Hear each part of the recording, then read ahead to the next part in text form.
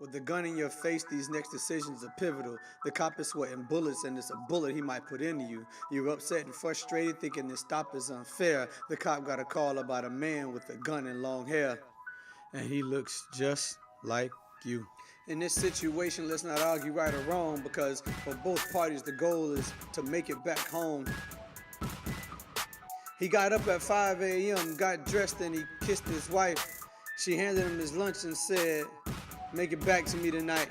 He's been growing his hair since he left high school and finally made enough money to buy a car that looks cool. He got off a few exits early because he didn't fill up on gas, and he called his mom to let her know what exit he had passed.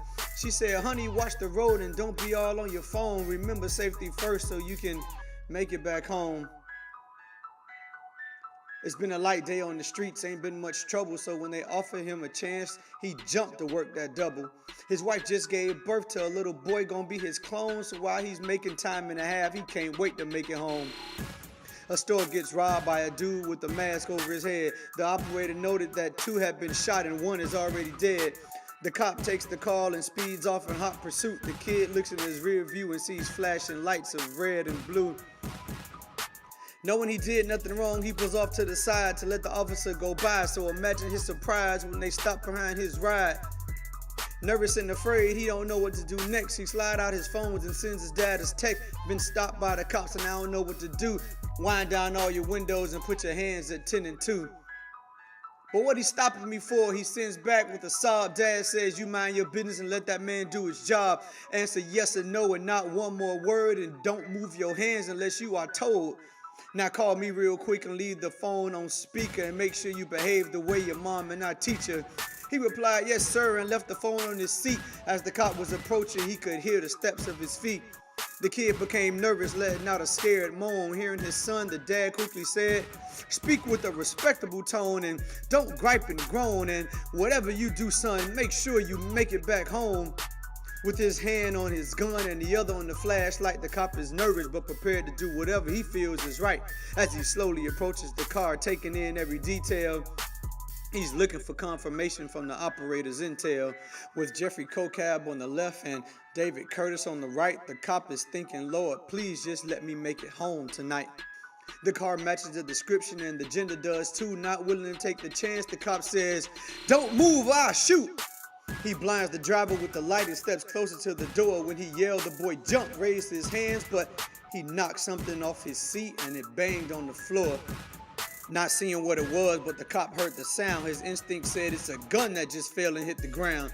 "I said don't move and keep your hands where I can see him," the boy said. "Yes, sir," hoping his dad can still hear him. In his head, the kid is angry, blood boiling and hot. He can't think of any reason he should be here and being stopped by this cop. With Philando Castile on one side and Alton Sterling on the other, he thinks about the pain that this would cause his mother. So he focused on the words his dad sent him on the phone and said, "Whatever you do, son, please, please make sure you make it back home." The cop is now at the driver, gun inches from his face. He radios to his partner for the results of the license plate. "Do you have a weapon? Is there a gun any place?" The kid said no and continued to look straight. "Well, what was that sound I heard? Something hit the ground." "It's my cell phone, sir. I accidentally knocked it down." "Can you step out of the vehicle with your hands in the air?" He did what was asked, no longer worried about what's fair. While outside the car, he was searched and handcuffed, asked 1,000,001 questions, but stayed calm and never puffed. Then the partner walked up and they began their search as the boy stood stiff like a pigeon on a perch. Picking up the phone off the floor, the cop noticed it was on. "Who is this?" "I'm listening to you as you pull over my son." "I apologize, sir. I'm just doing my job. I got a call of a murder during the store that was being robbed. The suspect has long hair and a car the same color. He injured one person but shot and killed the other." "That's quite all right, brother. We appreciate what you do. Is my son okay? Are you officers not through?" "We searched him and the car and looked it all over through and through. Everything came up clean, so I'll give him back to you."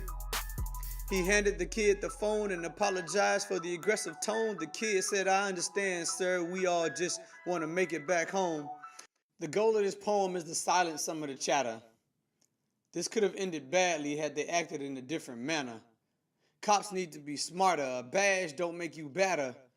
And civilians gotta know that a dead cop is not the answer. People are dying every day, and every day is getting sadder.